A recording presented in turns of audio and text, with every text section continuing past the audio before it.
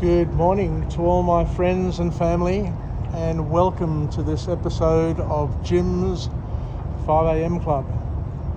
It's Monday morning, it's overcast, it's windy, it's cold, but it's the beginning of a work week, and I'm sure there's going to be plenty of opportunity and plenty to do over the next 4 or 5 days. Which lead into a long weekend, and we love our long weekends. So what I'd like to do today is just kick off and do a book summary, but what I'll do is I'll do it here on wharf number 5, where there aren't very many boats coming in and out, so I've got some peace and quiet, but it is pretty windy, so it may get a bit buffeted during the episode, so I'll do my best to keep my voice clear, speak slowly, and try and get through the key points of this book summary. So today's book summary is a beauty, and I'm sure that we're going to learn something new, some life hacks that we can use in our corporate life, in our home life, and our work life. So something that we can consider, something that we can use, and something that we can take away. So the book for today is entitled Lead Yourself First, by an author named Raymond Kathledge. So a book on leadership where the key focus is start with yourself first, focus on yourself, because at the end of the day, the only people or the only thing that we can change and influence is ourselves. So we'll go through the key points, the key learnings, and see where they take us, and try and, as I said before, incorporate them into our skill set and list of things that we can use to hopefully make a difference. So the author kicks off the book summary with a key point where he says that great leaders understand the importance of solitude and being able to put in order the things that are going on in your mind and in your life, and growing self-awareness before leading others, because people need to want to follow your lead. Now, you can't just get up one day and dictate that you're going to be a leader or decide you're going to be a leader. You need to first sort that leadership thing out in your own mind, in your own life, in order to be able to use it with others.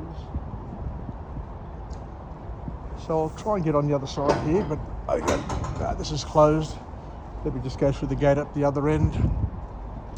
So the key call to action, I guess, to each and every person is to first learn how to manage yourself, get your own ship in order before you start trying to influence and leverage your skills and your abilities on other people. And the key message, another massive key message coming from this author, is that many people, young people, even older people, we always get sucked into this issue. Many people confuse leadership with authority or power. At the end of the day, leadership is a unique skill, and we need a common goal, because good leaders, I'm not talking about all leaders, but good leaders don't impose their will or their requirements on other people. They don't impose on other people, but they clearly define, gain clarity, and delegate. So they define, they clarify, and they delegate. And we all need, as leaders, to first deal with our own fears and insecurities in order to be able to be effective with other people. So a really powerful point, something which is very, very useful to consider, that we first need to organise ourselves, we first need to get ourselves sorted out before we can start working with and on other people.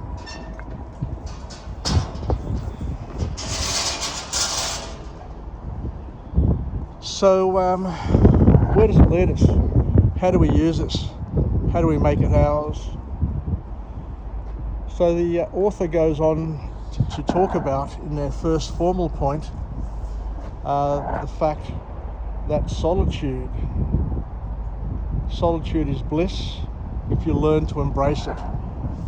So good leaders, great leaders, need to be able to embrace the concept of solitude, according to this author, in order to make the most of what they have, to be able to become the person that other people want to follow. So according to this author, solitude enables unstructured time to blossom, for the mind to run deep cognitive processes. So what we need saying here is that we need peace, we need time to ourselves, we need to be able to make the most of that downtime in order for us to run, as the author says, deep cognitive processes, in order to gain an understanding, in order to gain a clarity, in order to do the deep thinking. And what this leads to, according to this author, is breakthrough thinking. So we need to choose not to respond to the tsunami of inputs, but to work in a measured and dutiful way. And what we're saying here is that solitude is something that we can use to gain leverage on clarity, creativity, emotional balance, and it gives us moral courage as well. So once again, the author here is talking about gaining control of your own life, figuring out the challenges and the things that may be causing us discomfort or disturbance, and doing the deep cognitive thinking, being able to figure out what the process is, what the steps are, in order to get things done through people and with people. So what we need is we need to have a very, very clear perspective, according to this author. So the second point that the author makes is an absolute beauty. I love this one here, because I guess we can all learn something from this. He says that in order to be a great leader, in order to be awesome at what you do, you need to get over your fear of missing out and focus on your work. I think it's a phenomenon over the past decade, that because we get bombarded with so many opportunities, I see it within the Greek community. In 2022, there are so many events on, so many restaurants, so many things. Now we are bombarded with invitations to be here, to do that, to be seen, and to put it on Facebook or social media. Now we are bombarded by a plethitude of opportunities to socialise and to show off and to do all of these things, that consciously and subconsciously, it's understandable that you have a fear of missing out, because if you don't go here, if you're not seen here, if you're not seen there, then you feel as if you're falling off and slipping away from the social orbit, and you're no longer part of the A crowd or the A list. But what the author here is saying is that you need to get over your fear of missing out and focus on the things that are important to you and are important to your family, and of course your business. So to understand that FOMO, the fear of missing out, is a vicious loop that is hard to break. But to also understand that FOMO, the fear of missing out, is a productivity killer. So we need to be able to focus 100% on the things that are important to us, and to avoid the many distractions that come our way. One of the book summaries I did the other day detailed that in 2022, we are bombarded with much more information, many more distractions in one day than what our forefathers would have been bombarded with in a year or even a lifetime. So you and I, our children, our grandchildren, are steadily becoming prey to lots and lots of predatory marketing techniques.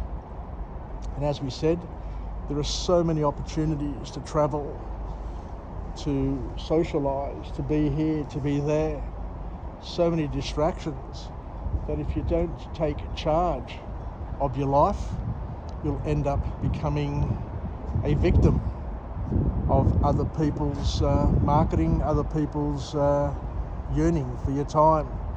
Just like Ulysses,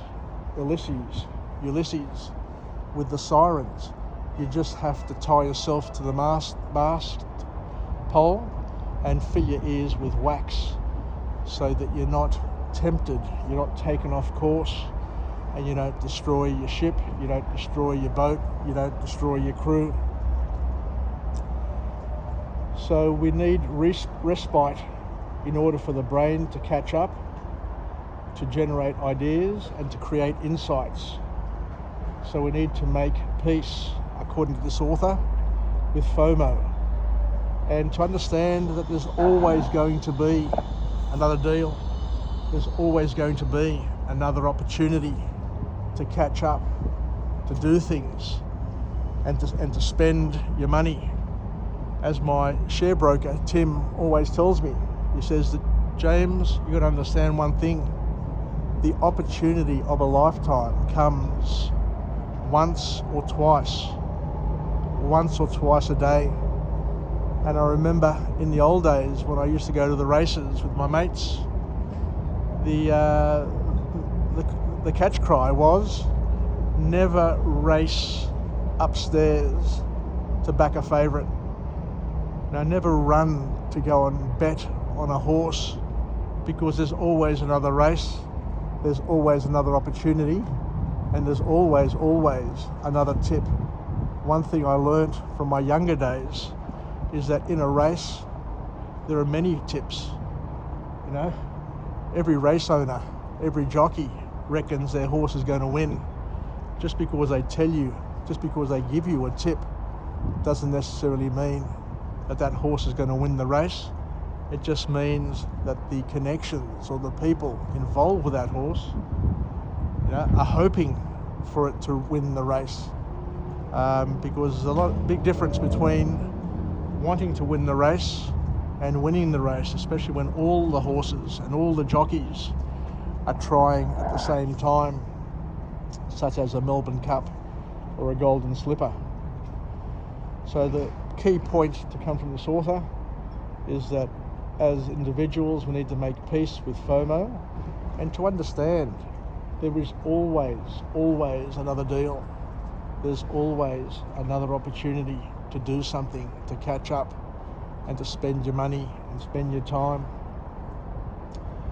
The last formal point to come from this author is where the author encourages us to consider using our solitude as a retreat on occasion, as a time to break away, as a time to relax, and as a time to declutter our minds, to declutter our lives, and a time to get back into sync, physically, mentally, emotionally, spiritually, financially, and all of the ways that we possibly can. So one thing that the author talks about here is to practice the art of detachment. Ban things in your life that are negative, things that are disruptive, things that upset you, people, places, all of those things that bring you discomfort and disturb your peace.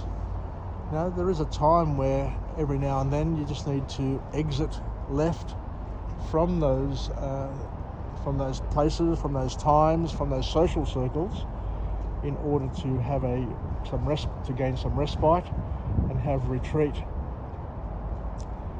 So the author encourages us to go on holidays, to spend some quiet time throughout the day, throughout the week, on the weekends, just to chill out.